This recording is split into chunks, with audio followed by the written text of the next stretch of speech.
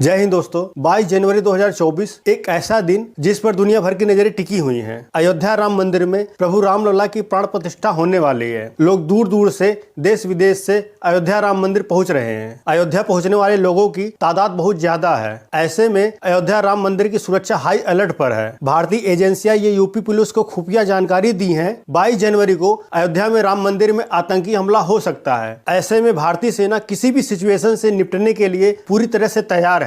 पूरा Bharat high alert पर है। अयोध्या राम मंदिर के आसपास 10,000 सीसीटीवी कैमरे लगाए गए हैं। अयोध्या में 7 लेयर की सिक्योरिटी सुरक्षा है। सुरक्षा की नजर से अयोध्या और राम मंदिर को एक अभेद किला में बदल दिया गया है। चप्पे चप्पे पर सिक्योरिटी फोर्स लगी हुई है। अयोध्या राम मंदिर आतंकियों के निशाने पर है। पाकिस्तान में बैठे आतंकी के आका ये सोचते रहते हैं कैसे भारत को नुकसान पहुंचाया जाए, आतंकी हमला किया जाए। अभी कुछ ही दिनों पहले झांसी से 2 आतंकी पकड़े गए हैं। बात है 1998 की। हर रोज की तरह मंदिर के सामने काफी भीड़ थी। लोग आ रहे थे, जा रहे थे, भगवान के दर्शन कर रहे थे। तभी मंदिर के सामने रोड पर एक कार खड़ी नजर आई। पुलिस को शुरुआत में यही लगा शायद मंदिर में कोई दर्शन करने के लिए आया होगा और यहाँ पर खड़ी करके चला गया होगा। इसके बाद अयोध्या पुलिस कार को उठाकर थाने ले आई ताकि मंदिर के आसपास जाम ना लगे, किसी को आने जाने में परेशानी ना हो। थाने में जब कार को चेक किया गया तो सब हैरान रह गए। उस कार में 18 किलो RDX था। ये खबर मिलते ही यूपी पुलिस और यूपी ATS एक्टिव हो गई। अयोध्या में एक बहुत बड़े बम ब्लास्ट की प्लानिंग हो रही थी। फिर पता लगाया गया ये गाड़ी कहाँ की है, कौन लेकर आया है। मंदिर के आसपास दुकानदारों से पूछने पर पता चला इस कार में 4 लोग आए थे और कार को खड़ी करके चले गए। इसके बाद यूपी ATS को खबर मिली आतंकियों ने मंदिर के अंदर बम प्लांट किया हुआ है। ये खबर मिलते ही यूपी पुलिस और ATS मंदिर में तेजी से बम और आतंकियों को तलाशना शुरू कर दी। 3 आतंकियों को पकड़ लिया गया और बम को तेजी से ढूंढना शुरू किया गया। बम को ढूंढते ढूंढते STF की टीम एक हैंडपंप के पास पहुंची। उस हैंडपंप को खोला गया तो उसके अंदर से बम निकला। उस बम में 20 किलो RDX था। उस बम को हैंडपंप से निकालकर डिफ्यूज कर दिया गया। इसके बाद STF की टीम थोड़ी राहत की सांस ली और सभी समझ रहे थे हमने सभी बमों को डिफ्यूज कर दिया है। तभी एक आतंकी मंदिर से भागता हुआ नजर आया। STF की टीम ने उस आतंकी को पकड़ लिया। उससे पूछने पर पता चला मंदिर के अंदर एक और टाइम बम फिट किया हुआ है, बस कुछ ही मिनटों में फटने वाला है। इतना सुनते ही STF के होश उड़ गए और उस टाइम बम को जल्दी से ढूंढना शुरू किया गया और मंदिर को जल्दी जल्दी खाली कराया गया। बम को ढूंढते ढूंढते तभी सबकी नजर वाटर कूलर पर पड़ी। वाटर कूलर यानी पानी की टंकी। देखा कि एक बंदर वहां पर बैठकर 2 वायर को अपने मुंह से कुतर रहा है। इसके बाद बंदर को वहां से हटाने के लिए उसके पास केले फेंके गए, लेकिन बंदर ने केले की तरफ देखा तक नहीं और वहां से वो चला गया। जब STF की टीम वहां पर जाके देखी तो एक वायर वाटर कूलर के अंदर जा रहा था। फिर उस वाटर कूलर को खोला गया तो उसके अंदर टाइम बम फिट था और ये बम फटने से मात्र 30 सेकंड पहले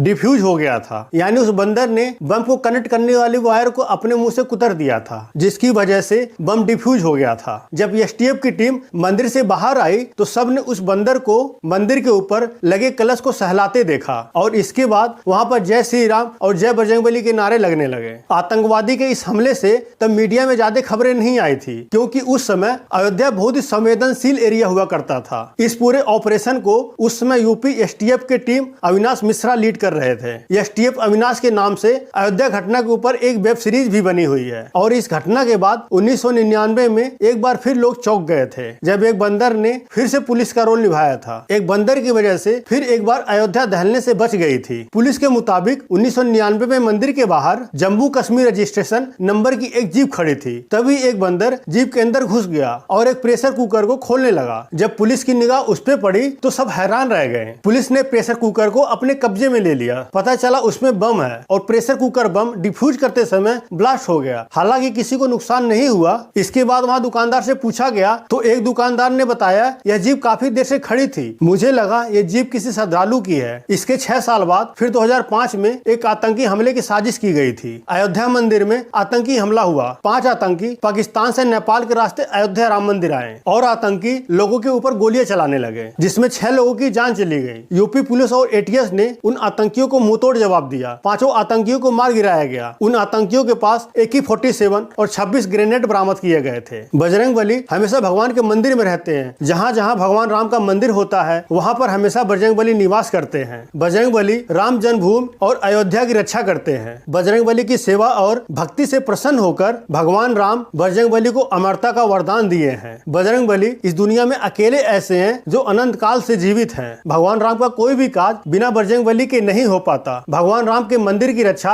हमेशा बजरंगबली करते हैं। ऐसी ही एक घटना जब हाई कोर्ट और सुप्रीम कोर्ट के जज ने भी इस चमत्कार को भी माना था। 1986 में इलाहाबाद हाई कोर्ट में राम मंदिर गेट का ताला खुलवाने की सुनवाई चल रही थी। तभी एक बंदर कोर्ट के अंदर ही आकर बैठ गया और जब तक फैसला मंदिर के पक्ष में नहीं आ गया तब तक वो बंदर कोर्ट के अंदर ही बैठा रहा। और जब बाद में जज साहब अपने घर पहुंचे तो उन्होंने देखा कि उनसे पहले उनके घर पर बंदर पहुंच गया था और उनके घर पर बैठा हुआ था। फिर जज साहब बंदर को झुककर प्रणाम किए। अयोध्या राम मंदिर केस से जुड़े चमत्कार का खुलासा खुद रंजन गोगोई भी कर चुके हैं। जब राम मंदिर का केस चल रहा था तो रंजन गोगोई अयोध्या राम मंदिर का फाइनल डिसीजन दिए थे। रंजन गोगोई सुप्रीम कोर्ट के सीनियर जज थे। उन्होंने अपने किताब में लिखा है कोई देवी शक्ति उन्हें इस केस को जल्दी से फैसला सुनाने के लिए प्रेरित कर रही थी। राम मंदिर केस की सुनवाई जब कोर्ट में चल रहा था तो उस समय कोई भी जज छुट्टी नहीं लिया था। 40 दिन तक इस केस की डेली सुनवाई होती रही। ज्यादातर लंबे केस में ऐसा होता नहीं है। किसी न किसी जज को सर्दी जुकाम बुखार हो ही जाता है। कोई न कोई जज छुट्टी ले ही लेता है। राम मंदिर केस में ऐसा कुछ नहीं हुआ था। सभी जज बिल्कुल ठीक थे। किसी भी जज ने कोई छुट्टी नहीं लिया था और 9 नवंबर 2019 को देश का सबसे पुराना केस का ऐतिहासिक फैसला सुनाया गया। सुप्रीम कोर्ट ने राम मंदिर का फैसला राम जन्मभूमि के पक्ष में दिया और कोर्ट ने 3 महीने के अंदर राम जन्मभूमि ट्रस्ट बनाने को कहा और 5 फरवरी 2020 को राम जन्मभूमि ट्रस्ट का गठन हुआ। 5 अगस्त 2020 को प्रधानमंत्री नरेंद्र मोदी अयोध्या आए। राम जन्मभूमि का पूजन करके शिलान्यास किए। इसके बाद राम मंदिर बनाने का काम शुरू किया गया। 22 जनवरी 2024 को भगवान राम की प्राण प्रतिष्ठा है। इसके बाद राम मंदिर को हम सभी श्रद्धालुओं के लिए खोल दिया जाएगा और ये अनुमान लगाया जा रहा है राम मंदिर दर्शन करने के लिए डेली 2 लाख से भी ज्यादा टूरिस्ट अयोध्या आएंगे। राम मंदिर बनकर तैयार हो गया है। सबको इंतजार है 22 जनवरी का। राम मंदिर को भारतीय कंपनी लार्सन एंड टर्बो यानी L&T ने बनाया है। इस कंपनी के मालिक ने राम मंदिर को बनाने के लिए कोई भी पैसा नहीं लिया है। उन्होंने बोला है मैं भगवान राम की सेवा कर रहा हूँ। इस राम मंदिर को बनाने में जो भी पैसा इंजीनियर और कारीगर को दिया गया है कंपनी के मालिक ने खुद अपने पास से दिए हैं। राम मंदिर बनाने के लिए 550 कारीगर दिन रात काम कर रहे हैं अलग अलग शिफ्ट में। राम मंदिर की लंबाई 380 फीट है, चौड़ाई 250 फीट है और ऊंचाई 61 फीट है। राम मंदिर में कुल 3 फ्लोर बने हुए हैं। एक फ्लोर की ऊंचाई 20 फीट है। राम मंदिर में 392 खंभे लगे हुए हैं और 44 गेट लगाए गए हैं। हैंडीकैप और बूढ़े व्यक्तियों के लिए लिफ्ट भी लगाया गया है। 25 लाख लोग 22 जनवरी को अयोध्या आने वाले हैं भगवान राम की प्राण प्रतिष्ठा में शामिल होने के लिए। अयोध्या आने के लिए